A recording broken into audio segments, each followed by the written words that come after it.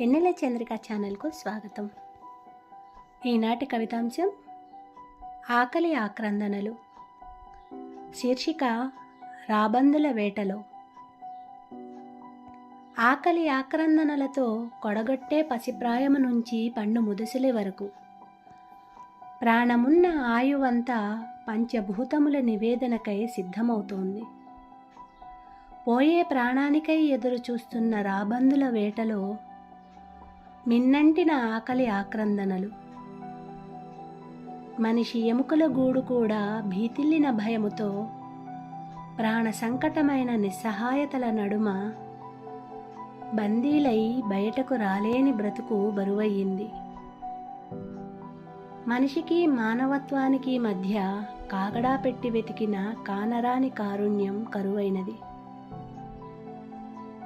నేడు ప్రపంచము మెచ్చిన అత్యుత్తమ బహుమతి పొందిన చిత్రమైనది. నిస్తేజమైన కళ్ళల్లో సంధించే ప్రశ్నలు ఎన్నెన్నో.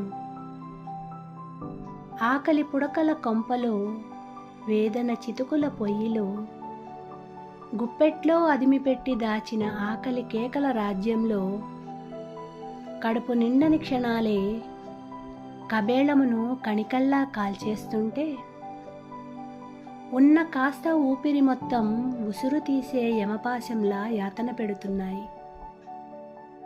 ఏ జన్మ శాపమో, మిగిలిన ఏ కర్మ ఫలమో కానీ ఎండిన డొక్క కూడా ఎగశ్వాసైనా తీయలేక బావురుమంటోంది.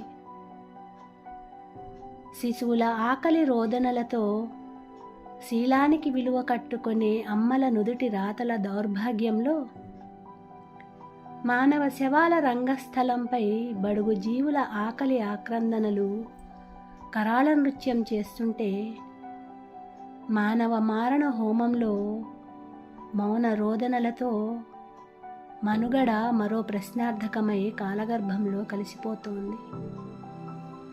నిప్పు రవ్వగా మారే ఆకలి విధ్వంసం చెలరేగితే రావణ కాష్టంలా రాజ్యాలకే చితిని పేర్చనుందా? మనిషి గిరిగీసిన ఆర్థిక వ్యత్యాసాల నడుమ పేదరికమే నేడు పెను విపత్తుగా మారనుందా?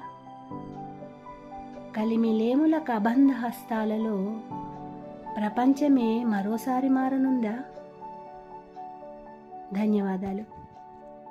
నా ఈ కవిత మీకు నచ్చినట్లయితే please like, share, comment and subscribe. Thank you.